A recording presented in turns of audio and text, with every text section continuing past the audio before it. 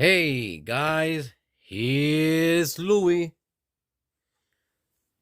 and on this video I ain't going to be doing no work to the cars. I'm just gonna share with you guys what's upcoming on my YouTube channel on here at First Generation Garage. So let's take a look here. Usually my garage is known to have only first generation birds. Well, now she has a first generation goat. First time I had a goat in my garage. I'm used to seeing birds. All right. So I'm going to take a walk around this car and show you guys what she's about and why she's here at my garage. And here's my 68 Firebird that I am really proud of how everything is coming out on this car. For you guys out there that are not long subscribers or haven't watched the videos on this car from the beginning, this car was picked up last November, upstate New York, and I am here in Pennsylvania. I went to pick her up from a junkyard. Long story short, she did not have a title. I had to go get the title. I went through the state of Vermont. Okay, she was basically left in that junkyard to be crushed. All right, she did not have a drivetrain. She only had the rear end in her.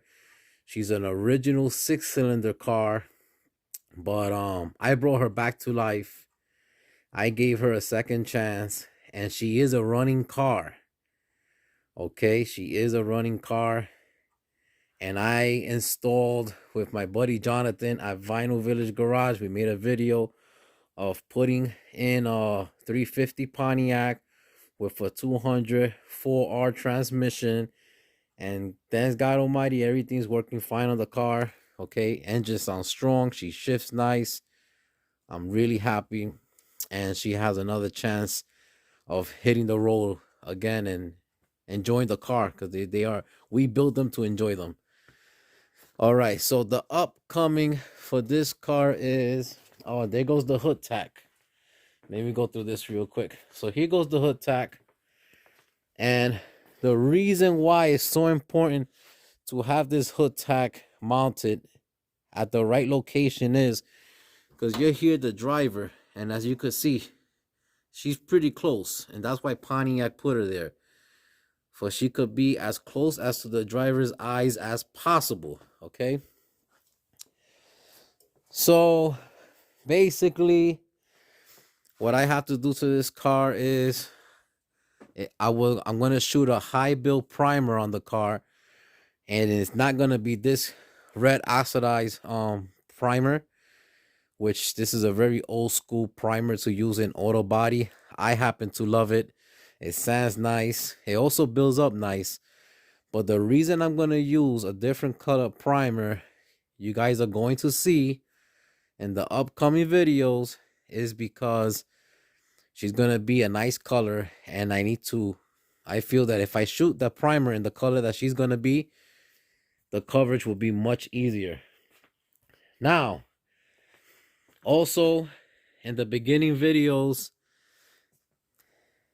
this whole channel here, where the glass sits, the rear glass, was all eaten up. I mean, she was rotted. If you guys go back some videos, you'll see I had to rebuild this from scratch using 18 gauge steel and basically shape it, cut it, weld it, and she's all solid again.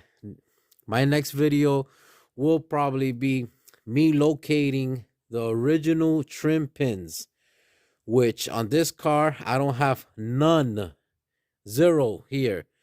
I have, I believe, 2 or 3 down here, and that's it. So once again, me being a blessed man, I have a 68 Firebird sitting outside on the bottom of my deck, and it happens to have all the location of the original pins. It still has it. So what I did was I got some cheap painter's tape. I bought this at the Dollar Tree. It ain't cost much at all. And the other day, it was probably like about 45 degrees outside here in Pennsylvania, which is really nice for a winter day. And I used the tape because the tape it just goes over the contours of the car so nice and the shape of the car. And I laid it out. So from here, I'll put it back on the 60 on the rear. And right here, you can see that I located the pins. So while she sits on top of the car, I'm just gonna mark where I have to drill it out.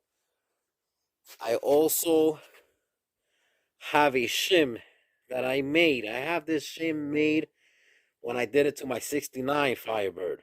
Okay, it's a little piece of wood that I use. I'm gonna help you guys on the gauge of the wood by using a metal gauge, like the way you will take the gauge, the size of the metal you're using, you use the gauge. I'm going to explain all that on the next video, but that's an upcoming video. Another upcoming video on this car will be the way I restored the steering wheel, which I started that steering wheel months ago. I just never finished because I stopped, and I think I have more important things to do at the time to the car. So I just stopped. I will continue that and show you guys cheap but budget friendly way to restore your steering wheel. And believe me, it lasts a long time. I did the same thing to my 67 Firebird about 10 years ago, and it haven't cracked on me, it haven't faded, it haven't done nothing. Okay, so those are the projects that I'm gonna be going on in the car. Before I paint the car, of course, I have to paint the dashboard. This dashboard is gonna be a very nice, beautiful, unique color, because when you guys see it, you guys will agree it's gonna be beautiful. I do not want to share the color of the car until I'm almost there. I'm gonna reveal the interior color before the exterior color. And I'm going to show you guys that if there's anything you guys need to fix, that'll be the time to do it. Okay? So, now let's jump to this goat. Let's do a walk around on this goat. So this goat here belongs to my Pontiac buddy, Dan. I believe he bought this car about 3 years ago. It's a 1967 GTO 400. It has the 400 motor. It's an automatic with the Hurst shifter.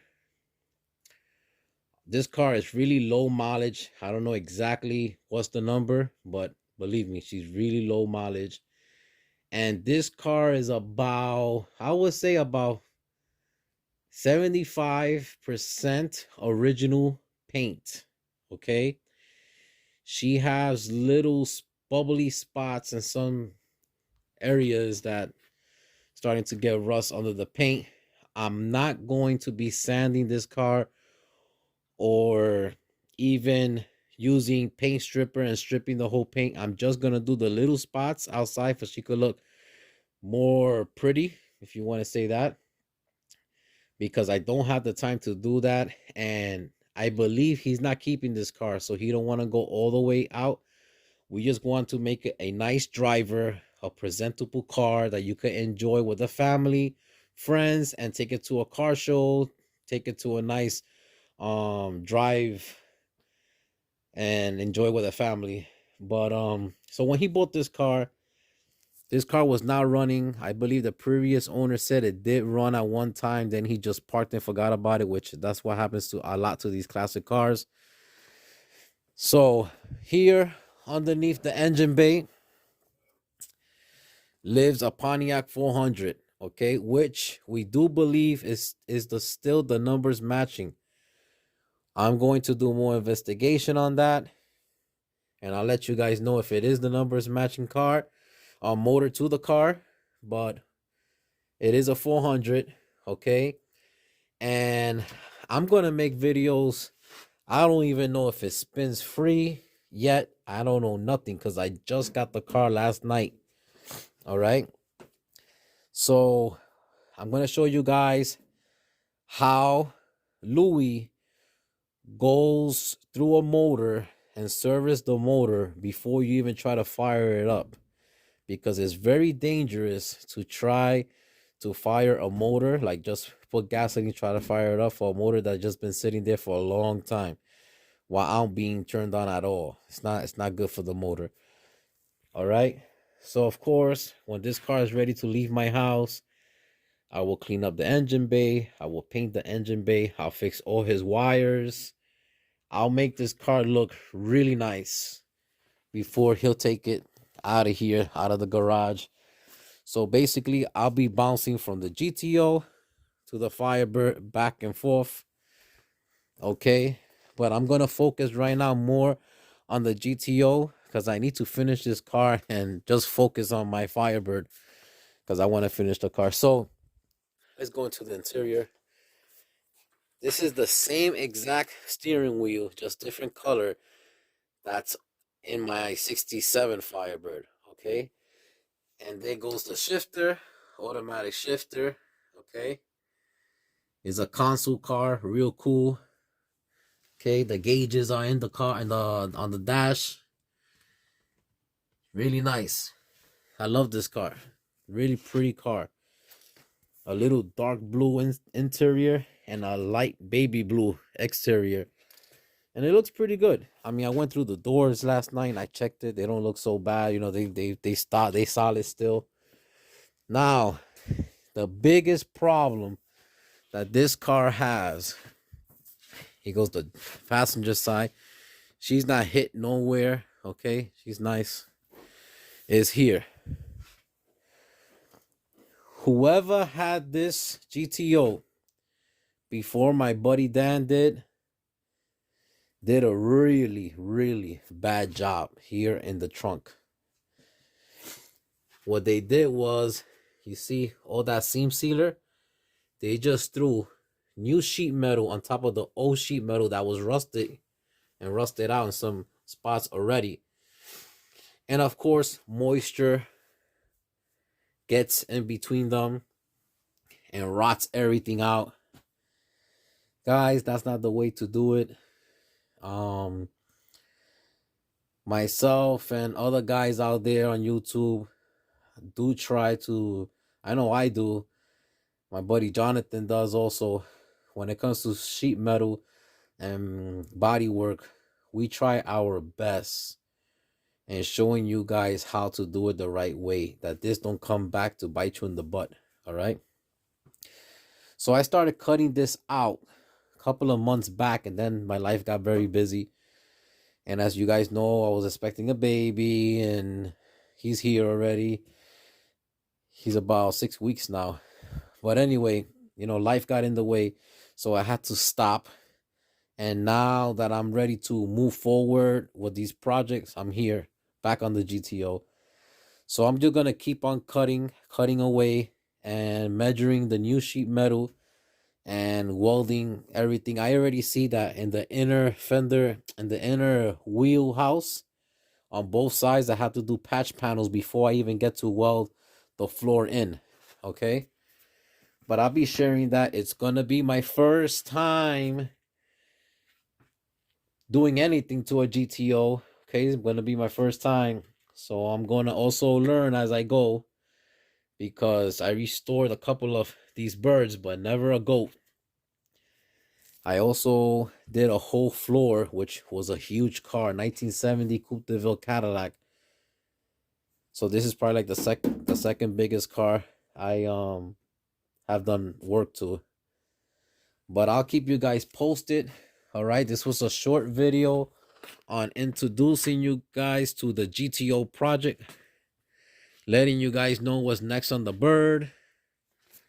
I want to give a special thanks to all you guys that have subscribed to my channel recently.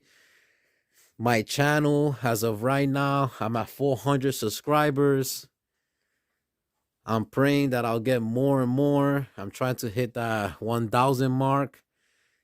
I feel that, you know, it's really important to share this knowledge for you guys to learn, for you guys to get encouraged and work on your project. And guys, you really can do it yourself. Don't be scared to go out there and try it. You're going to mess up. You are going to mess up. Because sometimes in life, you have to fall on your face before a couple of times before you pick yourself up and you sure you're not going to fall again. Not in the same hole anyway. You will learn. I wasn't a guy that went to school for this. I didn't take no training for this. I do believe that Jesus Christ, our Lord and Savior, gave me a gift. I do believe that because I always felt as a little kid, I had a special attachment to old cars. I always did. But when I bought my 67 Firebird, I was very young. I was 22 years old. And I didn't have a bank full of a big bank account. Okay. And I said, well, Louis, if you want to make this car work again and you want to actually sit on that driver's seat and drive it, you're going to have to get your hands dirty and learn. And that's what I did. And I never would have thought in a million years, okay, that I will be up to this stage of the game, okay, which I feel very confident in attacking any car and bringing it back to life. And that's what I want you guys to do. Get up from the couch, get into your garage, and start wrenching, okay? So that was the update on my channel, guys. Thank you once again for all you new subscribers. And like I say, an hour or two a day will make your projects move forward and pretty fast. You'll be amazed. Keep your hands dirty and let's keep these beautiful classics on the road. Bye-bye.